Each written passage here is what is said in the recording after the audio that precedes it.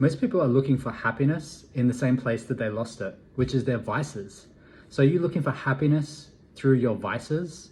And I mean like food or alcohol or things that are your vices that you go to when you feel unhappy to try and get some short-term gain or some short-term benefit. Yet it's those same vices that are creating the unhappiness in your life. It doesn't make any sense. There's a rule called compassion versus compression. So you can be compassionate with yourself and say, oh, I've had a bad week, I'm gonna have a drink. I've had a bad week, or I've had a rough day, I'm gonna go and eat that meal that's gonna make me feel better. Is it gonna make you feel better? Or is it gonna make you feel better for like the 5 seconds when you smell it and while it's in your mouth? And then as soon as you digest it, you feel like shit again. You go back to feeling unhappy.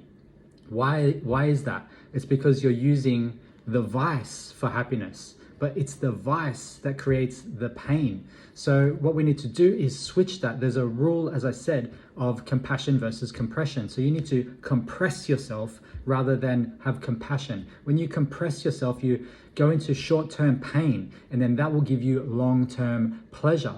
So short-term pain meaning sacrifice those vices. You know ultimately they're no good for you. So if you can sacrifice the vices, have short-term pain, that's going to lead to long-term gain. That's going to boost your confidence. It's going to change your body. That's going to change your whole life. And it's not just your health. You can do this with any area in your life. This is how you master your life. So you want to compress rather than have over-compassion. And you want to not use your vices for happiness, as a vehicle for happiness, when they ultimately bring you pain and unhappiness.